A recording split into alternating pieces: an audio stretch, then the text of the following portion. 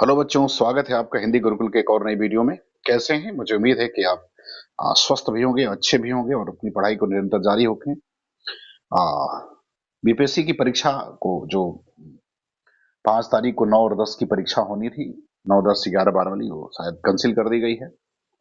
और साथ में जो प्राथमिक और जूनियर की परीक्षा हुई थी वो भी कैंसिल कर दी गई है। अब इसके आगे जो है मुझे उम्मीद जो है लग रहा है ऐसा कि अब इधर तो परीक्षा आपकी नहीं हो पाएगी। परीक्षा जो होगी वो आ, चुनाव बाद होगी। लेकिन आप अपनी तैयारी को करते रहें। तो आज हम लोग साहित्य की एक और वीडियो के साथ उपस्थित हैं और मुझे लग रहा है कि साहित्य सीरीज का ये 11वां सीरीज है। और इसके पीछे की जो वीडियो है और मुझे लग रहा है कि आपको पसंद आ रही होंगी। अगर आपको अच्छी लग रही है तो आप अधिक से अधिक लाइक शेयर और सब्सक्राइब करें। तो चलिए आज की शुरू करते हैं, आज की 11वीं सीरीज को। चलिए देखते हैं पहला सवाल क्या है। पहला सवाल क्या कह रहे सघन कुंज छाया सुखद शीतल मंद समीर। ये किसकी पंक्ति है? कह रहा है सखन कुंज छाया सुतल सुखद शीतल मंद समीर। ये किसकी काव्य पंक्ति है? पद्माकर की है, बिहारी की, घनानंद की या रसखान की? तो आपको बताना है कि काव्य पंक्ति जो है किसके द्वारा रचित है? पद्माकर द्वारा, बिहारी द्वारा, घनानंद द्वारा या रसखान द्वारा? तो देखो बच्चों, ये जो काव्य पंक्ति है ये बिहारी द्वारा रचित है। किसके द्वारा रचित है? बिहारी के द्वारा रचित है। बिहारी जो है वो रीति काल के रीति सिद्ध काव्य धारा के अंतर्गत आते हैं और इनकी रचना का नाम बिहारी सतसई है। चलिए अगला देखते हैं दूसरा। कह रहा है कि कवि कुल कल्प तरु के रचनाकार कौन है? कह रहा है कि कवि कुल कल्प तरु के रचनाकार कौन है? देव हैं, केशवदास हैं, चिंतामणि हैं या भिखारी दास हैं? तो आपको बताना है कि कवि कुल कल्प तरु के रचनाकार कौन है। तो देखो बच्चों, कवि कुल कल्प तरु जो है ये रचना चिंतामणि की है। किसकी रचना है? चिंतामणि की रचना है। और चिंतामणि को आचार्य रामचंद्र शुक्ल ने रीतिकाल का प्रवर्तक आचार्य माना है। अगर आप इनकी रचना को देखेंगे चिंतामणि की, तो इनकी रचनाओं में आपको रस विलास मिल जाएगा, श्रृंगार मंजरी मिलेगा, छंद विचार मिल जाएगा, काव्य विवेक इनकी एक रचना है, कृष्ण चरित्र एक रचना इनकी है और काव्य प्रकाश इनकी रचनाएं हैं। और ये जो है रीतिबद्ध काव्य धारा के अंतर्गत आते हैं। चलिए तीसरा देखते हैं क्या कह रहा है। तीसरा देखिए, सवाल नंबर तीसरा क्या कह रहा है। कह रहा है कि नेहि महाब्रज भाष प्रवीण और सुंदरताओं के भेद को जाने, भाषा प्रवीण स्वच्छंद सदा रहे, सो घन जी के कवित्व बखाने। यह कवि प्रशस्ति में लिखा गया उक्त सवैया किसका है? कह रहा है कि कवि प्रशस्ति में लिखा गया यह उक्त सवैया किसका है? ब्रजनाथ दास का है, घनानंद का है, ठाकुर का है या बोधा का है? तो आपको बताना है कि यह जो है कवि के प्रशस्त में लिखा गया यह सवैया किसका है। तो आप बताइए किसका ये सवैया है? ब्रजनाथ दास का, घनानंद का, ठाकुर का या बोधा का? तो देखो बच्चों, ये जो सवैया लिखा गया है वो ब्रजनाथ नाथ का है। किसका है? ब्रजनाथ का है। तो इसका उत्तर पहला सही हो जाएगा। चलिए अगला देखते हैं। अगला कह रहे कि निज भाषा उन्नति है सब उन्नति को मूल, अब बिनु निज भाषा ज्ञान के मिटत नहीं के सूल। आपको बताने की काव्य पंक्ति किसकी है? निज भाषा उन्नति है सब उन्नति को मूल, अब बिनु निज भाषा ज्ञान के मिटत नहीं के सूल। यह काव्य पंक्ति किसकी है? फ्रेडरिक पिनकॉट की है, भारतेंदु हरिश्चंद्र की है, कार्तिक प्रसाद खत्री की है या राधा कृष्ण दास की है? तो आपको बताना है कि ये किसकी काव्य पंक्ति है। तो देखो बच्चों, बड़ी प्रसिद्ध काव्य पंक्ति है, भारतेंदु हरिश्चंद्र द्वारा लिखित है। तो इसका उत्तर क्या सही हो जाएगा? बी सही हो जाएगा। चलिए अगला क्या कह रहा है। कह रहा है कि प्रयाग रामागमन के लेखक कौन है? कह रहा है कि प्रयाग रामागमन के लेखक कौन है? बालकृष्ण भट्ट हैं, प्रताप नारायण मिश्र हैं, प्रेमघन हैं या इनमें से कोई नहीं है? तो आपको बताना है कि प्रयाग रामागमन के लेखक कौन है। तो देखो बच्चों, जो प्रयाग रामागमन जो है इसके लेखक जो है वो प्रेमघन है। कौन है? प्रेमघन है। प्रयाग रामागमन के लेखक प्रेमघन है। इनकी रचना अगर आप देखेंगे, चूंकि भारतेंदु मंडल के कवि हैं और भारतेंदु जो काव्यधारा है उसके अंतर्गत आते हैं। इनकी प्रमुख रचनाओं में जीर्ण जनपद है, मयंक महिमा है, वर्षा बिंदु है, आनंद अरुणोदय है, लालित्य लहरी है। ये इनकी कुछ प्रमुख रचनाएं हैं। ठीक, चलिए अगला देखते हैं। छठवां क्या कह रहा है। कह रहा है निम्नलिखित में से जगन्नाथ दास रत्नाकर की कौन रचना नहीं है? कह रहा है निम्नलिखित में से जगन्नाथ दास रत्नाकर की कौन रचना नहीं है? ए हिंडोला, बी गंगावतरण, सी भ्रमरदूत और डी उद्धव शतक। आपको बताना है कि कौन सी रचना जो है जगन्नाथ दास रत्नाकर की नहीं है, क्योंकि इनका एक उपनाम जाकी भी है। तो देखो बच्चों, हिंडोला, गंगावतरण और उद्धव शतक ये 3 रचनाएं तो इन्हीं की हैं। भ्रमरदूत जो है ये इनकी रचना नहीं है, क्योंकि ये जो है ये सत्यनारायण कविरत्न की रचना है। किसकी है? सत्यनारायण कविरत्न की है। चलिए अगला देखिए क्या कह रहा है। कह रहा है कि मैथिली शरणगुप्त कृत यशोधरा की विधा क्या है। आपको बताना है कि मैथिली शरणगुप्त की जो रचना यशोधरा है वो किस विधा में लिखी गई है, गद्य में है, पद्य में है, या चंपू काव्य है, या इनमें से कोई नहीं। तो आपको बताना है कि मैथिली शरणगुप्त की रचना यशोधरा की विधा क्या है। तो देखो बच्चों, ये चंपू काव्य है। कैसा काव्य है? चंपू इसकी विधा है। तो सातवें का सी सही हो जाएगा। चलिए आठवां देखिए क्या कह रहा है। कह रहा है कि भारत भारती की रचना का उद्देश्य है। कह रहा है कि भारत भारती की रचना का उद्देश्य है, पहला अतीत से प्रेरणा ग्रहण करना, वर्तमान को सार्थक करना, तीसरा भविष्य का निर्माण करना, या इनमें से सभी। तो आपको बताना है कि भारत भारती की रचना का उद्देश्य क्या है। अतीत से प्रेरणा ग्रहण करना, वर्तमान को सार्थक करना, भविष्य का निर्माण करना। तो देखो बच्चों, भारत भारती की जो रचना का उद्देश्य जो है वो तीनों है। अतीत से प्रेरणा भी ग्रहण करना, वर्तमान को सार्थक भी करना, और भविष्य का निर्माण करना। इसलिए इसका उत्तर इनमें से सभी सही हो जाएगा। तो आठवें का डी सही हो जाएगा। चलिए नवा देखते हैं क्या कह रहा है। कह रहे विख्यात जीवन व्रत हमारा लोकहित एकांत था, आत्मा अमर है देह नश्वर यह अटल सिद्धांत था। यह पंक्ति किस कृति में संग्रहित है? आपको बताना है कि यह किस कृति में संग्रहित है। साकेत में है, भारत भारती में है, या सिद्धराज में है। तो बताना है कि किसमें संग्रहित है। देखो बच्चों, साकेत, भारत भारती और सिद्धराज ये तीनों मैथिली शरणगुप्त की रचना है। और मैथिली शरणगुप्त जो है वो द्विवेदी काव्य धारा के कवि हैं, द्विवेदी युग के कवि हैं। तो बताना है कि ये जो पंक्ति इनकी है ये किससे ली गई है। साकेत से ली गई है, भारत भारती से ली गई है, या सिद्धराज से ली गई है। तो देखो बच्चों, यह जो है भारत भारती से ली गई है। उत्तर कौन सा से हो जाएगा?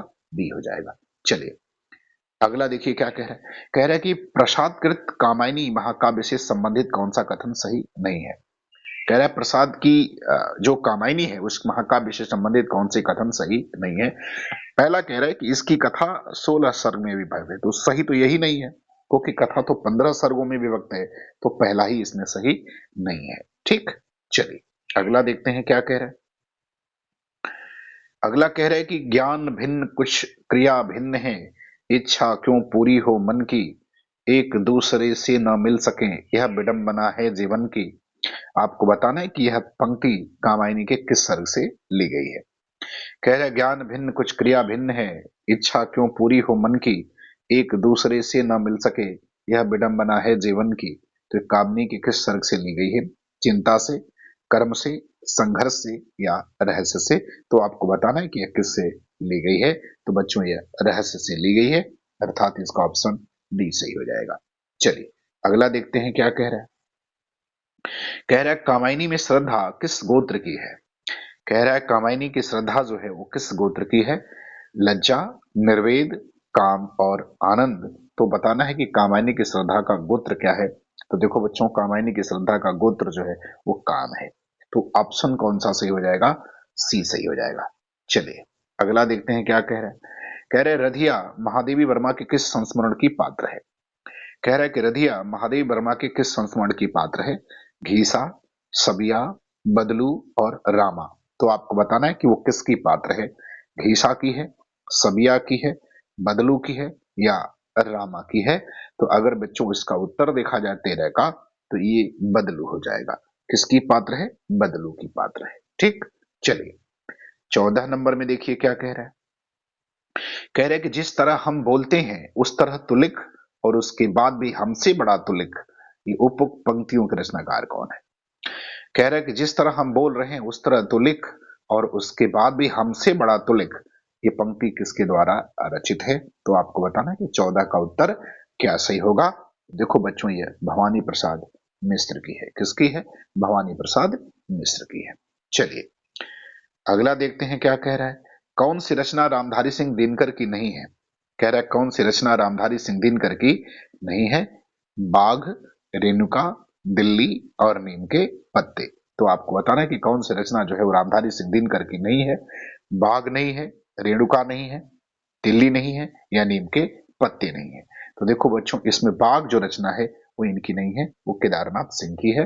तो बाकी तीनों जो है वो रामधारी सिंह दिनकर की है। चलिए अगला सवाल देखिए। कर इनमें से कौन प्रपद्यवाद से संबंधित नहीं है। प्रपद्यवाद से संबंधित नहीं है। नलिन विलोचन शर्मा, प्रयाग नारायण त्रिपाठी, नरेश और केसरी कुमार। तो आपको बताना है कि प्रपत्तिवाद से संबंधित नहीं है, क्योंकि बच्चों प्रपत्तिवाद जो काव्यधारा है यह प्रयोगवाद के समकालीन एक धारा है जो प्रयोगवाद से अलग जो है अपने आप को लेकर के चलते हैं। और बिहार के 3 जो कवि हैं वो अपने नाम के पहले अक्षर को लेकर के जो है प्रपद्यवाद या इसी का एक नाम नकेनवाद भी है, तो उसको लेकर के ये शुरू करते हैं। और इसमें नलिन विलोचन शर्मा, नरेश और केसरी कुमार आते हैं। प्रयाग नारायण त्रिपाठी इसमें नहीं आते हैं, तो उत्तर 16 का बी सही हो जाएगा। चलिए आगे देखते हैं 17 में क्या कह रहा है। कह रहे आत्महत्या के विरुद्ध कविता संकलन के कवि हैं। आत्महत्या के विरुद्ध जो कविता संग्रह है इसके कवि का नाम आपको बताना है। सर्वथर दयाल सक्सेना, धर्मवीर भारती, रघुवीर सहाय या मुक्तिबोध है। तो आपको बताना है कि आत्महत्या के जो विरुद्ध है यह संकलन किस कवि द्वारा लिखा गया है। तो देखो बच्चों आत्महत्या का विरुद्ध जो है वो रघुवीर सहाय का है। किसका है? रघुवीर सहाय का। उत्तर सही हो जाएगा, सी वाला सही हो जाएगा। चलिए अगला देखते हैं 18 में क्या कह रहा है। कह रहा है सदियों का संताप किसकी रचना है। कह रहा है सदियों का संताप किसकी रचना है। ए बालकृष्ण शर्मा नवीन का, जयप्रकाश करदम का, ओम प्रकाश वाल्मीकि का या मोहनदास नैमिषारण्य का। तो आपको बताना है कि सदियों का संताप जो है वो किसका है। तो सदियों का संताप देखो बच्चों ये काव्य संग्रह है और किसका है? ओम प्रकाश वाल्मीकि का है। किसका है? ओम प्रकाश वाल्मीकि का, जो एक दलित लेखक हैं। इनके और काव्य संग्रह अगर आप देखेंगे तो बस बहुत हो चुका, अब और नहीं, और शब्द झूठ नहीं बोलते, ये इनकी कुछ रचनाएं हैं। चलिए आगे देखते हैं अगला क्या कह रहा है। कह रहा है मेघदूत काव्य खड़ी बोली में अनुवाद किया है। कह रहा है कि जो मेघदूत काव्य है उसको खड़ी बोली में किसने अनुवाद किया था। सदल मिश्र ने, राजा लक्ष्मण सिंह ने, लल्लू लाल ने और भारतेंदु हरिश्चंद्र ने। तो आपको बताना है कि ये किसके द्वारा जो है अनुवादित किया गया था मेघदूत का। देखो बच्चों मेघदूत का जो अनुवाद हुआ था वो राजा लक्ष्मण सिंह द्वारा हुआ था। राजा लक्ष्मण सिंह प्रजाहितैषी पत्रिका के संपादक जो आगरा से निकालते थे। चलिए अगला सवाल देखते हैं क्या कह रहा है। कह रहा है कि नाटक और नाटककार का एक युग्म अशुद्ध है। तो आपको बताना कि कौन सा अशुद्ध है। नाटक और नाटककार का एक युग्म अशुद्ध है।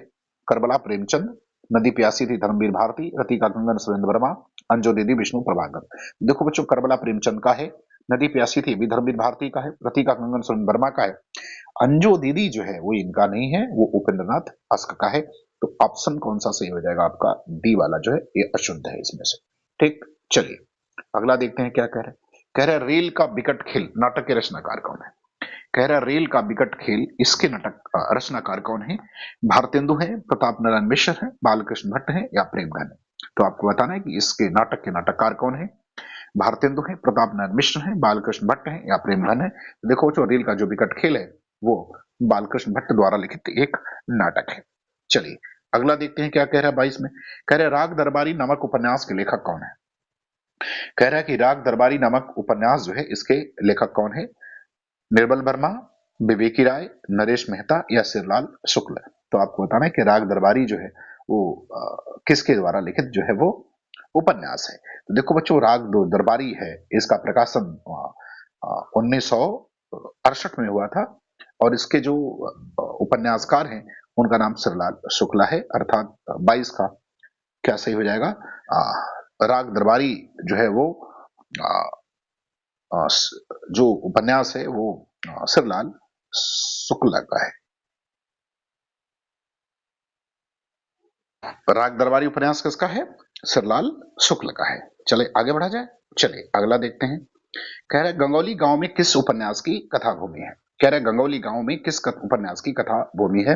तो देखो बच्चों गंगौली जो गांव में कथा भूमि है उस उपन्यास की उसका नाम आधा गांव है। और आधा गांव जो है वो राही मासूम द्वारा रचित जो है एक उपन्यास है। और अगर राही मासूम राजा के उपन्यास को देखते हैं तो उसमें टोपी शुक्ला इनका एक उपन्यास है, हिम्मत जौनपुरी है, ओस की बूंद है और कटरा भी आरजू इनके प्रमुख जो है वो उपन्यास है। चलिए अगला देखते हैं 22 में 24 में क्या कह रहा है। कह रहे बाबू देवकी नंदन का प्रसिद्ध उपन्यास है। कह रहे बाबू देवकी नंदन का प्रसिद्ध उपन्यास कौन है। चंद्रकांता है, सम्राट अशोक है, हल्दी घाटी है या चंद्रिका है। तो आपको बताना है कि बाबू देवकी नंदन का कौन सा उपन्यास है। चंद्रकांता, सम्राट अशोक, हल्दी घाटी या चंद्रिका। तो देखो बच्चों इनका जो उपन्यास है उसका नाम चंद्रकांता है। किसका उपन्यास। बाबू देवकी नंदन खंत्री का चंद्रकांता उपन्यास है। कुसुम कुमारी और भूतनाथ इनके और प्रसिद्ध उपन्यास है। चलिए अगला देखते हैं। कह रहे कठगुलाब किसकी रचना है। आपको बताना है 25 में कठगुलाब किसकी रचना है। मैत्रेयी पुष्पा की है, चित्रा मुदगल का है, या मृदुला गर्ग का है या अलका सरावगी का है। तो आपको बताना कि कठगुलाब जो है वो किसकी रचना है, मैत्रेयी पुष्पा की है, चित्रा मुद्गल का, मृदुला गर्ग का या अलका सरावगी का। तो देखो बच्चों, जो कठगुलाब है वो चित्रा मुद्गल की रचना है। किसकी रचना है? चित्रा मुद्गल की है। चलिए अगला देखते हैं 26 में, वेदिन किस गद्यात्मक विधा की रचना है। कह रहा है कि वेदिन जो है किस गद्यात्मक विधा की रचना है, संस्मरण है, कहानी है, यात्रा वृत्तांत है या उपन्यास है। तो आपको बताना है कि वेदिन किस गद्यात्मक विधा की रचना है, संस्मरण, कहानी, यात्रा वृत्तांत या उपन्यास है। तो देखो बच्चों, वे दिन जो है यह उपन्यास है। किसका है? तो अगर इसको देखेंगे तो निर्मल वर्मा का है। निर्मल वर्मा के उपन्यास में देखोगे तो प्रसिद्ध लालटीन की छत इनका उपन्यास है। लालटीन की छत है, अंतिम अरण्य है, तो इनके जो है वो उपन्यास है। रात का रिपोर्टर इनका एक प्रसिद्ध उपन्यास है। चलिए अगला देखते हैं 27 में। कह रहे कि हिंदी कहानी में यथार्थवादी परंपरा को की नींव किसने डाली थी। कह रहे हिंदी कहानी में यथार्थवादी परंपरा की जो नींव है वो किसने डाली थी, बंग महिला ने, प्रेमचंद ने, यशपाल ने या राही मासूम रजा ने। तो बताना है कि हिंदी कहानी में यथार्थवादी परंपरा की नींव जो है वो किसने डाली थी। देखो बच्चों, हिंदी कहानी में यथार्थवादी जो परंपरा थी उसकी नींव जो है वो प्रेमचंद ने डाली थी। किसने? प्रेमचंद ने डाली थी। तो 27 का बी सही हो जाएगा। चलिए 28 में क्या कह रहा है, कह रहा है गुंडा कहानी प्रसाद की किस कहानी संग्रह में संकलित है।